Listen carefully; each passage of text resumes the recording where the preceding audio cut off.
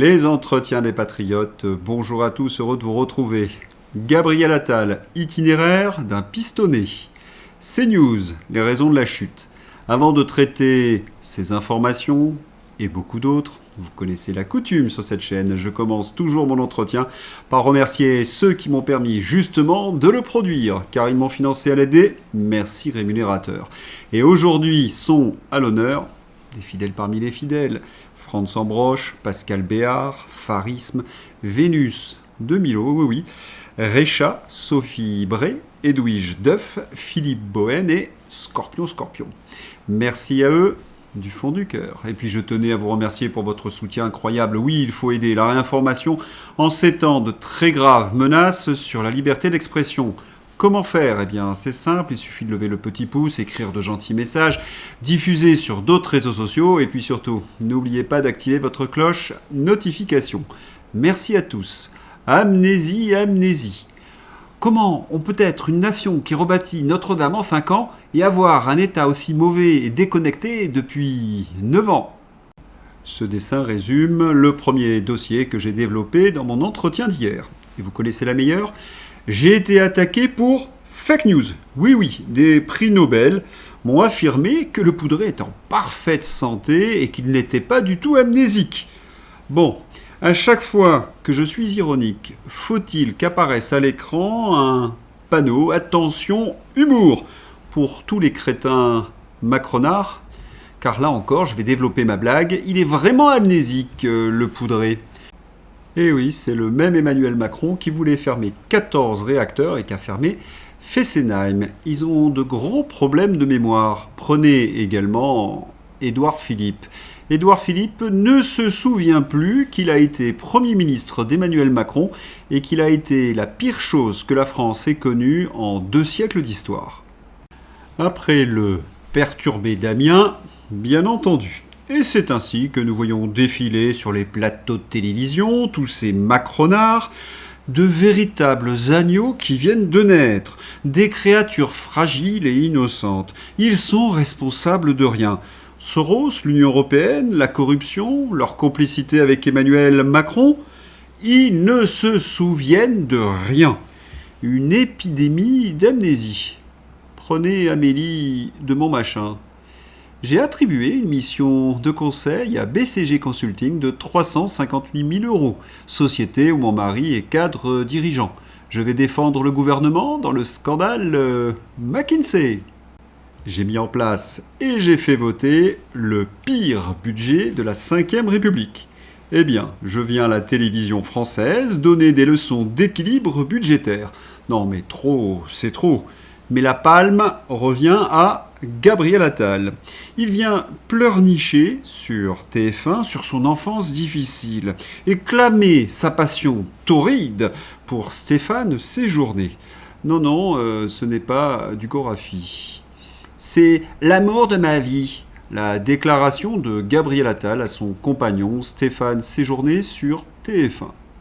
Quand tu mélanges people et politique, et le tout dans une seule émission, oui, il fallait quand même oser pleurnicher sur son enfance et parler d'amour torride. Sur les réseaux sociaux, c'est un énorme éclat de rire.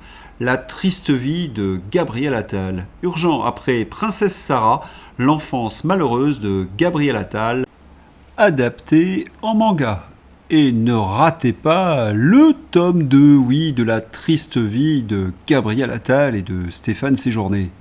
C'est Gabriel Attal qu'il nous faut comme président. Mais oui, réfléchissez, face aux défis colossaux du XXIe siècle, face à des dirigeants de la trempe du président chinois, du président russe, Vladimir Poutine, cette chouineuse un peu fragile, c'est absolument ce dont a besoin la France. Une certitude. Ils sont dangereux pour les finances de notre pays, des incompétents notoires, malhonnêtes, amoureux de la poudre, et pour exister dans les médias, désormais, ils ne communiquent plus que sur leur vie privée. C'est quoi la prochaine étape, la sextape de Gabi et de Séjourné ? Allez, plus sérieusement sur cette communication complètement absurde. comme Gabriel Attal ne veut pas assumer le bilan abominable d'Emmanuel Macron, il a été son complice, il détourne l'attention du public, pour gagner en popularité, sur son nombril pleurnichard. Mais qui est dupe ? Oh, il y a toujours quelques macronards. Incroyable portrait de Gabriel Attal dans 7 à 8. Un portrait émouvant et sincère, avec un Gabriel Attal très sensible sur son histoire familiale et sa vie privée. À cause de ce sinistre individu et de ses complices macronards, une majorité de Français n'ont plus confiance en l'avenir. 30% de nos compatriotes ont des fins de mois difficiles et je vais vous éviter toute l'énumération des choses qui ne fonctionnent pas en France. Cela durerait trop longtemps. Et Gabi vient pleurnicher sur le divorce de ses parents, mais c'est une indécence au-delà du réel. Car en plus, Gabi, c'est l'itinéraire d'un enfant pistonné. Pauvre Gabriel Attal. Né dans une famille très aisée, le pauvre, scolarité dans le lycée de l'élite, école alsacienne, c'est un élève médiocre, ses bulletins scolaires en témoignent. Bon sang ne saurait mentir. Il a fait Sciences Po, oui, peut-être avec un T, échoue à sa licence de droit, étonnant, non, validation de son diplôme de Sciences Po après l'intervention d'un ministre. Quel pot! Le double piston, Marisol Touraine, le prend dans son ministère. Ah oui, c'était la bonne copine de sa maman. Et il obtient un stage à la Villa Médicis, toujours le même réseau. Le duo Attal-Séjourné, pistonné par Macron. Ces deux sous-doués gravissent les échelons à la force du poignet. De pas grand-chose, ils deviennent conseillers, ministres, premiers ministres. On dit qu'ils ont avalé pas mal de couleuvres, à vérifier. Séjourné est dyslexique, il ne parle pas anglais, mais il deviendra ministre des Affaires étrangères, faisant l'unanimité contre lui. Attal, incompétent notoire, Premier ministre. Quant à la France, avec de tels tocards à sa tête, elle sombre. Quant à l'image qui illustre ce tweet, certains se souviennent peut-être de ce scandale. Gabriel Attal avait fait ouvrir pour le 14 juillet le palais d'Iéna. Il avait ainsi passé la soirée en compagnie de Stéphane Séjourné. Il avait privatisé ce palais parce qu'on avait une vue imprenable sur les feux d'artifice. Un passe-droit inacceptable et surtout financé, vous vous en doutez, par vos impôts. Cela caractérise bien le personnage. J'ai écrit un nombre incalculable de tweets sur Gabriel Attal et à chaque fois la même histoire. Gabriel Attal justifie l'injustifiable. En direct, Salon de l'Agriculture, Gabriel Attal accuse le Rassemblement national d'être le passager clandestin de la crise agricole. Nous étions en février 2024. Gabriel Attal, peut-on être plus lamentable que ce Premier ministre qui est au pouvoir, qui a voté le Green Deal, qui soutient les accords de libre-échange? Macron-Attal devrait assumer le fait qu'ils ont programmé la mort de notre agriculture. Voilà, la campagne présidentielle a commencé et toute cette com a pour but de vous manipuler et vous faire oublier les responsabilités de tous ces macronards. Comptez sur nous pour vous rappeler toutes les actions de Gabriel Attal, d'Édouard Philippe ou d'Emmanuel Macron. Tenez, l'amnésie continue. Macron n'est pas responsable des actions d'Emmanuel Macron. Ce n'est pas moi qui le dis, c'est Marlène. Non, il faut une liberté prérogative du président de la République, donc il représente la France dans le monde et il est garant des institutions. Marlène, au niveau économique, c'est lui qui gère le portefeuille quand même. Non, il n'est pas ministre de l'économie et des finances. Arrêtez, un ministre, ça sert à rien, on sait bien. Il y a une séparation des... Oui, il y a eu un petit clash entre Marc Touati, économiste, avec Marlène Schiappa sur la dette.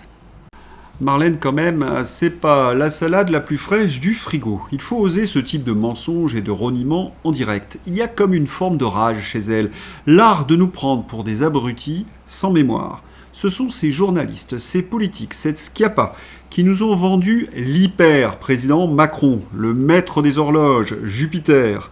Et aujourd'hui, ils viennent nous expliquer que Macron n'est responsable de rien, qu'il est seulement garant des institutions, et que les fautifs, ce sont les ministres, alors que tout montre qu'Emmanuel Macron dirigeait les ministères de l'Élysée et que les conseillers d'Emmanuel Macron avaient plus de pouvoir que les ministres. Ils s'en sont plaints suffisamment. Ridicule macronarde, una schiappa. Et le bilan de Macron, nous l'avons sous les yeux. Le directeur du Musée national d'histoire naturelle alerte sur l'état catastrophique de l'établissement, pouvant entraîner des risques importants sur les 68 millions de spécimens stockés dans les collections. Partout, la France s'effondre, le bilan d'Emmanuel Macron. Et tous nos grands musées sont dans ce triste état. Mais Macron a préféré distribuer 4 milliards d'euros, la moitié du budget de la culture, à France Télévisions pour financer les journalistes socialistes. Et la crise frappe la France. L'essence chère, inflation, faillite, dette qui explose. La France va payer les pots cassés. Celui qui dit Attal, dehors. Les prix dans les rayons vont augmenter de 4 à 5% à cause de la guerre au Moyen-Orient, estime UFC Que Choisir. Et forcément, Emmanuel Macron est le dirigeant le plus détesté du monde. Le président français Emmanuel Macron a le taux d'approbation le plus bas pour un dirigeant mondial, s'établissant à seulement 18%. 18% dans ce sondage ont-ils consulté les morts et les nouveau-nés. Crise entre Emmanuel Macron et Elon Musk. La France a officiellement convoqué Elon Musk pour qu'il se présente devant la justice française aujourd'hui dans le cadre d'une enquête sur les dérives potentiellement dangereuses de X. Il n'est pas venu. Hilarant. Dérive potentiellement dangereuse est la manière la plus française de décrire un site web où les gens se disputent sur la politique. Leur projet, vous le connaissez, c'est censurer les réseaux sociaux afin que le peuple soit privé de liberté d'expression et ne crie pas sa rage contre les élites. Mais quand on y réfléchit, c'est complètement idiot. Pourquoi ? Parce que ces européistes ne comprennent plus rien au monde dans lequel ils vivent. Prenez l'Australie qui avait interdit les réseaux sociaux aux mineurs. Eh bien, cela ne fonctionne pas. Et oui, en Australie, l'interdiction des réseaux sociaux aux moins de 16 ans ne marche pas. On sait déjà que plus de 66% des jeunes ont encore un compte. Ceux qui disent que la technologie remplacera l'éducation de vos enfants se sont complètement plantés. Et vous savez pourquoi ? Eh bien, l'informatique, le web, le numérique sont des phénomènes irréversibles. Et ceux qui nous dirigent n'y comprennent strictement rien. Ils ont 2 ou 3 guerres de retard. À chaque fois qu'ils essaient de mettre en place quelque chose, ça foire. Maintenant, c'est le portail ANTS qui gère les cartes d'identité et passeports, qui a été hacké et dont nos données privées ont fuité. Et cette bande de pieds nickelés veut tout miser sur l'identité numérique, obligatoire pour les réseaux sociaux, bientôt les services publics, etc. Ils sont pathétiques et dangereux. Et cerise sur le gâteau, le DSA, cette censure européenne, est maintenant pointé du doigt jusqu'à l'ONU. Vous vous rappelez que J.D. Vance avait même accusé l'Union européenne de dérive liberticide. Face à toutes ces accusations, l'Union européenne devait réagir. Elle communique. C'est digne d'une campagne de com' de Gabriel Attal et de Macron réunis. Bruxelles annonce le lancement d'une nouvelle campagne pour protéger et défendre la démocratie européenne. Ironique, quand on sait que les citoyens ne désignent pas directement les dirigeants de la Commission européenne. Ça va être rapide cette campagne, car il n'y a rien à protéger et défendre, l'Union européenne n'est pas une démocratie. La censure des peuples, des idées contradictoires et l'annulation des élections qui ne nous plaisent pas vont sauver la démocratie. C'est ubuesque, ces européistes pensent redorer leur blason par une campagne de publicité. Des has-beens. Et pendant ce temps-là, ceux qui dirigent les réseaux sociaux attaquent. Pavel Durov. La France de Macron perd sa légitimité en transformant les enquêtes pénales en armes pour réprimer la liberté d'expression et la vie privée. Le département de la justice des États-Unis a refusé d'assister la France dans son enquête sur Elon Musk, qualifiant l'affaire de politiquement motivée. Le parquet français prétend être indépendant, mais c'est faux. Les procureurs français sont embauchés, licenciés et promus par le gouvernement. La police judiciaire, qui fournit souvent des rapports trompeurs aux juges d'instruction, est également contrôlée par le gouvernement. Je fais l'objet d'une enquête similaire en France, plus d'une douzaine de chefs d'accusation, chacun pouvant entraîner jusqu'à 10 ans de prison. Fier de me tenir aux côtés d'Elon Musk et des autres visés par la campagne de Macron contre les droits numériques. En France de Macron, faire l'objet d'une enquête et la nouvelle Légion d'honneur. Cela va devenir de plus en plus intenable pour les dirigeants européens, d'autant que la contestation est à l'intérieur également de l'UE. Matteo Salvini. Je ne ferme pas l'Italie parce que Bruxelles est dirigée par des crétins. Si les règles européennes ne changent pas, si on ne supprime pas les contraintes de ce maudit pacte de stabilité qui bloque la possibilité d'aider ceux qui sont en difficulté, l'Italie risque de s'arrêter. C'est très simple. Économiquement et démocratiquement, l'Union européenne s'effondre. On s'attend donc que nos politiques montent au créneau pour défendre la liberté d'expression et mettre en cause les coupables du poudré à pustule. Écoutons Manon Aubry. Oui, je crois que personne ne peut se soumettre à la loi, et même quand on est un PDG, personne ne peut se soumettre à la loi. Tout le monde doit se soumettre à la loi, et personne ne peut s'extraire, de la loi française, y compris quand on est un milliardaire. Et donc, il faut. Manon Aubry, la France insoumise sur Sud Radio et ailleurs, atteignent des sommets de délire autoritaire. Vouloir lancer un mandat d'arrêt contre Elon Musk parce qu'il refuse de plier devant la censure française, c'est quand même fou. Le projet de toute cette gauche, de la France insoumise au Parti socialiste, à l'extrême centre et au LR, c'est de vous censurer. Le projet LFI développé ces derniers temps, ils l'ont déroulé, donc c'est censurer CNews, censurer les réseaux sociaux, censurer le canon français. Et surtout, voter Pustula. Autre élément de leur programme, il faut prioriser les combats. Et en effet, aujourd'hui, le combat, c'est contre le Rassemblement national. Voilà la conclusion des 6 intervenants de gauche hier soir dans ces politiques. Aucun débat, aucune contradiction, aucun pluralisme sur le service public. Et selon ce journaliste du Monde, dans la même émission, il faut cesser de dénoncer le wokisme, l'islamo-gauchisme ou la France insoumise, car c'est faire le jeu de Bolloré et l'extrême droite. En somme, il faut éviter tout débat. Quand on est de gauche, on doit apparaître à l'écran de télévision, hurler censure, à bas Bolloré, à bas le RN. C'est quand même un peu juste comme programme. Et c'est dans ces conditions que CNews s'effondre. Média, CNews passe de numéro 1 à numéro 3 en avril. CNews cède sa place de leader et se retrouve désormais 3e, derrière BFM TV, qui reprend la tête, et LCI, désormais 2e, avec seulement 2,7% de part d'audience. Mais que s'est-il passé ? Primo, le départ de Sonia Mabrouk et la défense de Morandini à l'antenne n'a pas amélioré l'image de la chaîne d'information. Secondo, les tocards à l'écran, les Éric Nolot et les autres. Tertio, la ligne Bibi, pendant la guerre contre l'Iran. Ça, c'est vraiment très mal passé. C'est une télévision française, non ? Il faut absolument recadrer ça, sinon c'est la fin de CNews. Et c'est LCU qui en profite. On se pince.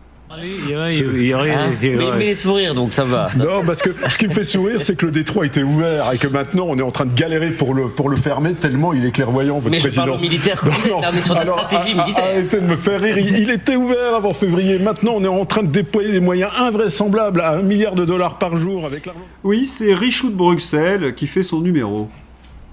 Vous imaginez LCU qui devient plus crédible sur certains sujets d'information que CNews. C'est dire la chute de la chaîne de Pascal Praud. Pour redresser la barre, c'est simple, une vraie ligne patriote avec des chroniqueurs qui aiment vraiment la France. Puisqu'on a évoqué Donald Trump, pourquoi l'a-t-on soutenu ? Rappel de la campagne 2024.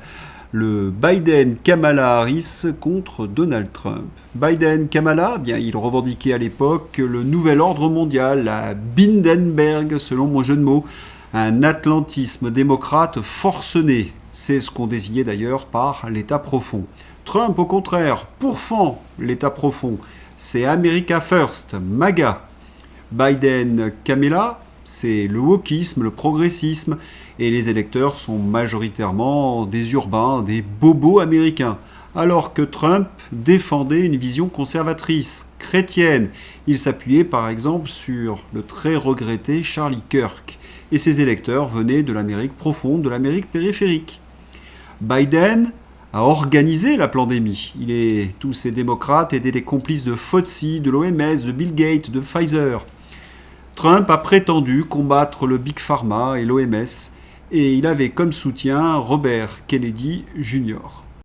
Et toujours pendant la campagne 2024, le duo Biden-Harris a soutenu militairement et financièrement de nombreuses guerres en Palestine, en Ukraine, et a dû subir la défaite en Afghanistan, la fuite à Kaboul.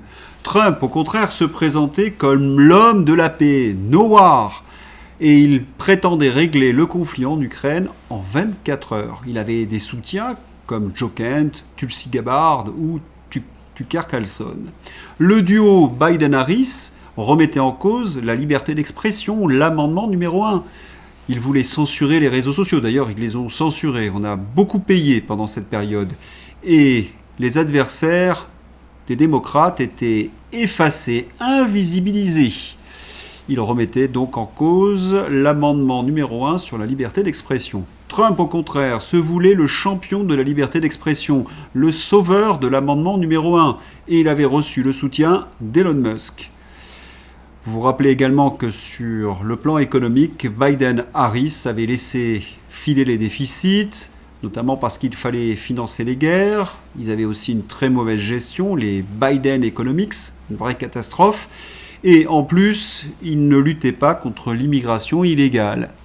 Les clandestins étaient de plus en plus nombreux aux États-Unis. Et cela avait conduit d'ailleurs à une désindustrialisation massive. Trump se présentait comme celui qui allait tailler dans les dépenses publiques, lutter contre l'immigration illégale, réindustrialiser. C'était ce qu'on appelait le souverainisme intelligent. Or, en 2026, les choses ont bien changé. Tucker Carlson dit regretter d'avoir aidé à faire élire le président Trump et il s'excuse d'avoir induit les gens en erreur. Pourquoi ? Parce que Donald Trump n'a pas respecté ses promesses. Imaginez que ce soit quelqu'un d'autre que le président Donald Trump. Supposons qu'un autre dirigeant publie des diatribes démentes aux petites heures, insultant le chef spirituel de 1,3 milliard de catholiques, le pape, menaçant des civilisations entières d'anéantissement et se comparant à Dieu. Quelle serait la réaction ? Et les images qui nous viennent de cette guerre font très mal. L'image montre un soldat israélien utilisant une masse pour frapper la tête d'une statue de Jésus crucifié, tombé de sa croix dans le sud du Liban. Cette nouvelle résume parfaitement ce que c'est que la guerre. Barbarie et blasphème. Et derrière, il y a des milliers de morts et de blessés. Donald Trump n'a pas respecté sa promesse. Il avait également promis de nettoyer le marais. La Maison-Blanche reste totalement silencieuse alors que la BBC confirme un schéma récurrent de pics financiers massifs survenant à peine quelques minutes avant que Donald Trump ne fasse des annonces influençant les marchés. L'administration fait face à de graves accusations de profit illégal tirés de connaissances privilégiées. La guerre a donc révélé que Donald Trump avait scellé un pacte avec l'État profond de Lindsey Graham à Bibi. Et maintenant, la presse l'accuse de s'enrichir. Certains pourraient me dire, oui, mais sa politique économique fonctionne. Elle a fonctionné jusqu'à décembre 2025. Mais avec la guerre, patatras, inflation et chômage.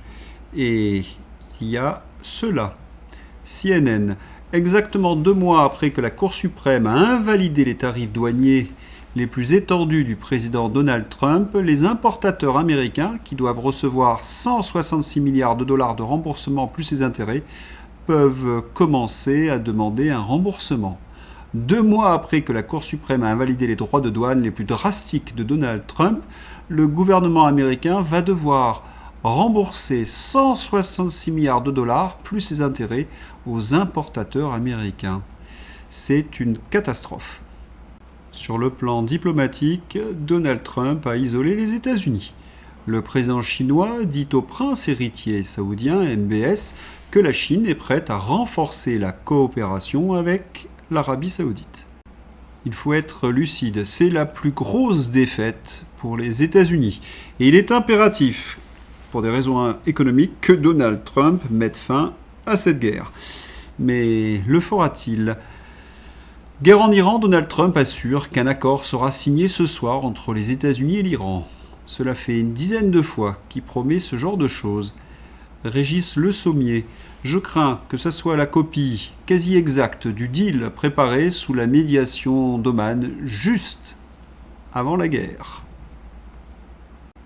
Et le plan iranien pourrait mettre l'économie mondiale à genoux. L'Iran planifierait une frappe coordonnée unique qui pourrait anéantir 32% de l'approvisionnement mondial en pétrole.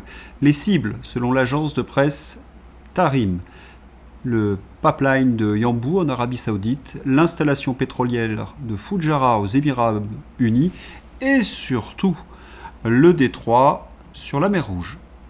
Nous sommes en train d'assister à la fin de la puissance américaine. Est-ce une si mauvaise nouvelle que cela ?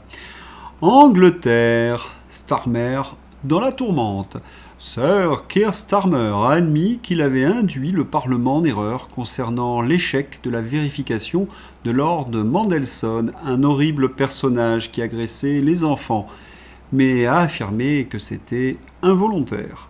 Son excuse est complètement bidon. Certains annoncent déjà sa démission. Il s'est parjuré. Voyez ce qui s'est passé à la Chambre. Mr. Speaker, I know many members across the House will find these facts to be incredible.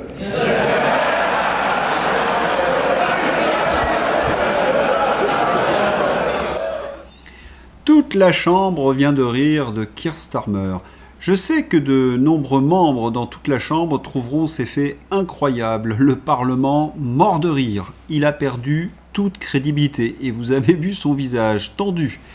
Cet homme n'est pas apte à exercer les fonctions publiques. Quel mois d'avril ! Donald Trump est dans la tourmente, le Premier ministre irlandais est dans le viseur des manifestants, Keir Starmer proche de la démission, Macron ridicule et détesté, et en Bulgarie, Roumen Radev, le candidat pro-russe, remporte les élections législatives aux grandes dames des bolcheviks de l'Union européenne. Et voilà, quand les élections ne sont pas truquées, les européistes prennent la fessée. Allez, c'est l'heure d'ouvrir la page fantasy avec une belle tête de vainqueur. Louis Boyard a accusé Christelle Niasme, maire de Villeneuve-Saint-Georges, d'avoir envoyé un mail raciste. Mais il s'agissait en réalité d'un faux mail. Louis Boyard a accusé donc la maire LR de Villeneuve-Saint-Georges d'avoir envoyé un mail raciste. Mais tout était faux, puisqu'il s'agit d'un faux mail. Le procureur va être interpellé pour diffusion de faux documents. Mais qui l'eût cru ? Louis Boyard, faussaire, toujours à la France insoumise. Alma Dufour estime incarner la Nouvelle-France car elle est jeune et écoute du rap et de la techno. Et si je mange du riz cantonais, suis-je chinois ? Banquet du canon français à Caen et le contre-pique-nique de la gauche. Il y a des gens, quand on leur propose de faire la fête, ils organisent une contre-manif. Eh oui, ce sont les membres de la France insoumise. Ne manquez pas la prochaine série sur France Télévisions, Les Parasites. Il est revenu. Moi, président, revoteront-ils pour ça ? Moi, président, chapitre 2, soirée frisson en perspective, les amis. Les clowns m'angoissent. Pour éviter les fuites de données, le gouvernement va publier l'ensemble des données personnelles des Français sur le dark web. Oui, cela ira beaucoup plus vite. Allez, une spéciale Donald. Les aventures de Zinzin. L'affaire tourne mal. La guerre est presque finie. Journaliste, Madame Leavitt, le président Trump est-il inquiet que les gens pensent qu'il est narcissique? Leavitt, le président Trump n'a pas le temps de s'inquiéter que les gens pensent qu'il est narcissique. Il est trop occupé à penser à lui-même. Fin de la page Fantasy. On va rendre hommage à une actrice élégante qui nous a quittés. Nathalie Baye incarnait une certaine idée de la France, une élégance sans exhibition, une intelligence sans pédanterie, une beauté sans vulgarité. Elle appartenait à ce monde ancien où l'on admirait ce qui élevé. Julia de Funès, philosophe, rend hommage à l'actrice Nathalie Baye, décédée vendredi soir. Voilà, c'est tout pour aujourd'hui. Je vous souhaite un excellent mardi. À bientôt. Au revoir.